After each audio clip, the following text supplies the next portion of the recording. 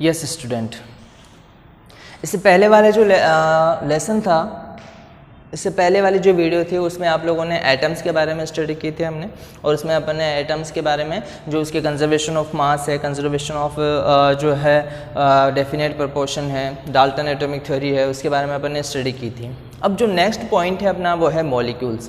देखो मॉलिक्यूल्स के बारे में अगर अपन ये कहें कि सबसे पहली बात, a molecule is the smallest particles of matter. किसी भी मैटर का जो स्मॉलेस्ट पार्टिकल्स होता है वो मॉलिक्यूल है, एक्सेप्ट एलिमेंट। एलिमेंट जो है वो यहाँ पर एक्सेप्ट है ना, एलिमेंट को छोड़कर, which is capable of independent existence and show all properties of that substance, है ना।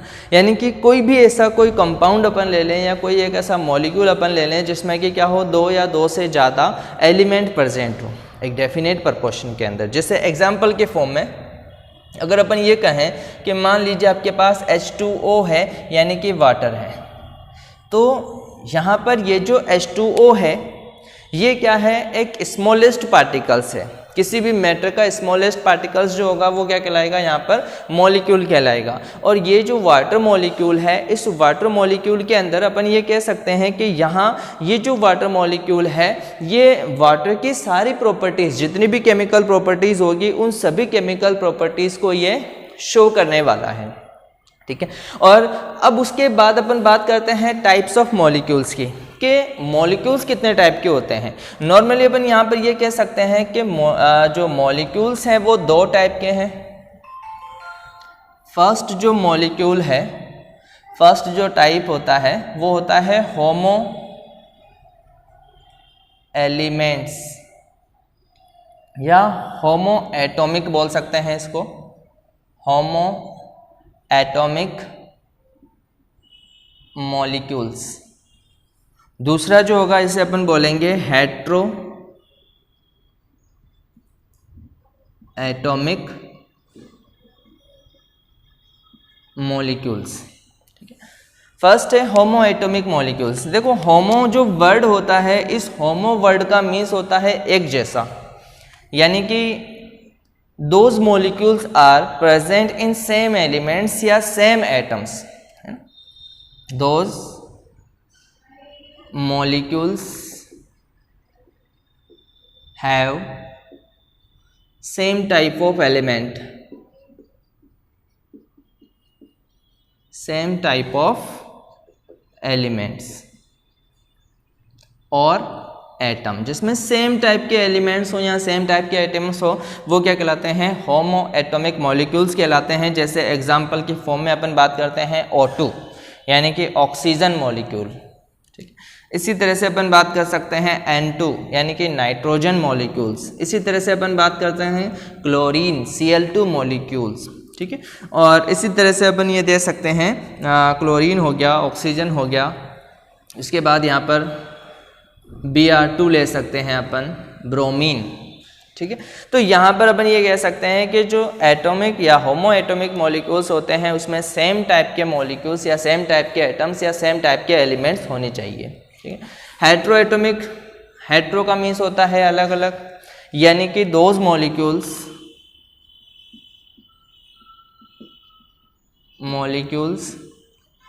Have different types of atom, जिसमें डिफरेंट टाइप के एटम्स हो। जैसे H2O वाटर मॉलिक्यूल, इसके अंदर दो हाइड्रोजन के एटम्स है और एक ऑक्सीजन का है। इसी तरह से NH3 अमोनिया, इसी तरह से CO2 कार्बन डाइऑक्साइड, इसी तरह से HCl हाइड्रोक्लोरिक एसिड, ठीक है। तो यहाँ पर अपन ये कह सकते हैं कि होमो एटॉमिक मॉलिक्यूल्स क्या होते हैं और हेट्रो एटॉमिक मॉलिक्यूल्स क्या होते हैं। अभी तक के जो लेसन है या अभी तक का जो मैंने वीडियो आपको बताया है, इस वीडियो में मैंने सिर्फ और सिर्फ एक जनरल इंट्रोडक्शन आप लोगों को दिया है एटम्स के बारे में और मॉलिक्यूल्स के बारे में। अब अपन थोड़ा सा डीपली इसके अंदर जाते हैं और देखते हैं कि कौन कौन से एटम्स हैं जिनके बारे में आपको पढ़ना ज़रूरी है और कौन कौन से प्रॉपर्टीज़ हैं जो कि आपको पढ़नी है।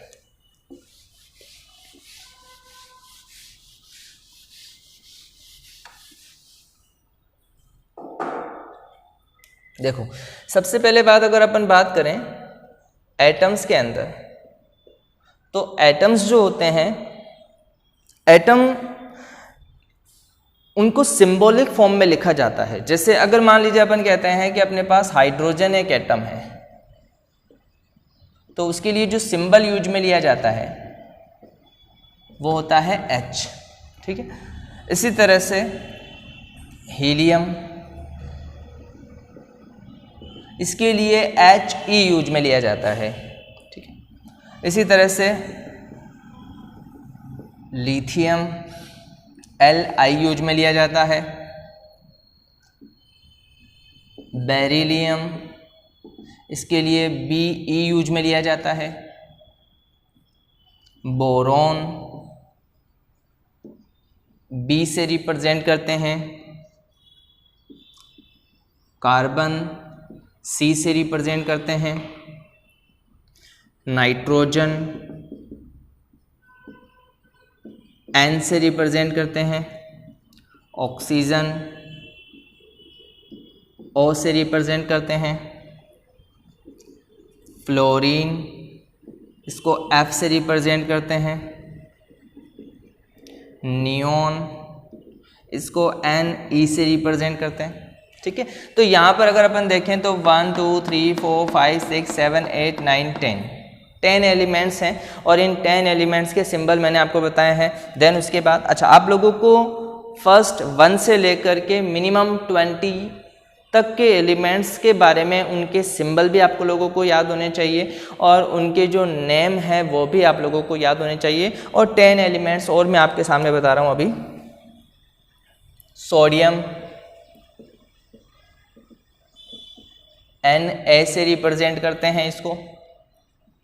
मैग्नीशियम Mg से रिप्रेजेंट करते हैं इसको। एल्यूमिनियम Al से रिप्रेजेंट करते हैं। सिलिकॉन Si से रिप्रेजेंट करते हैं। फॉस्फोरस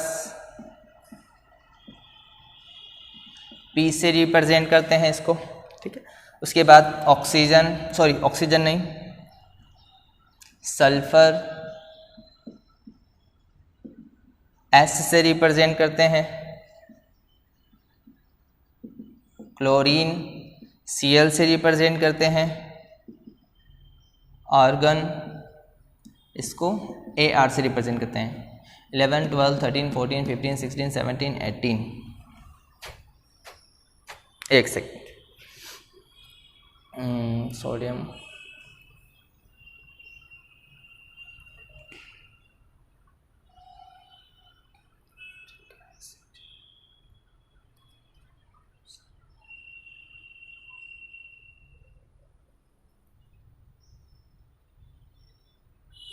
ठीक है। ये एलिमेंट्स है कुछ। इन एलिमेंट्स को आप लोगों को, ये कुछ एलिमेंट्स मैंने आप लोगों के सामने लिखे हैं, और इन एलिमेंट्स के सिंबल आप लोगों को मैंने बताए हैं, ये आप लोगों को याद रखने हैं, ठीक है। अब यहाँ पर देखो, मैंने ये जो सिंबल लिखे हैं, इन सिंबल के अंदर मैंने कुछ के अंदर केवल एक ही वर्ड या एक ही अल्फ़ाबेट यूज में ली है, और किसी किसी के अंदर मैंने 2 अल्फ़ाबेट यूज में ली है। तो इन सिंबल को लिखने के लिए कुछ रूल्स एंड रेगुलेशन होते हैं, जिनको बनाने के लिए, रूल्स और रेगुलेशंस को बनाने के लिए एक एजेंसी है। उस एजेंसी का नाम है IUPAC, है ना। IUPAC की फुल फॉर्म होती है इंटरनेशनल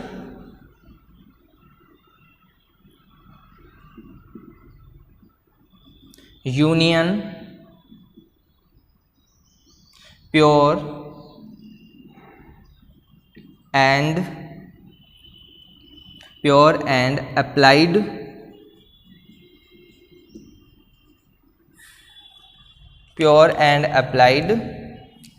केमिस्ट्री, ठीक है। ये IUPAC की फुल फॉर्म होती है, international union pure and applied chemistry.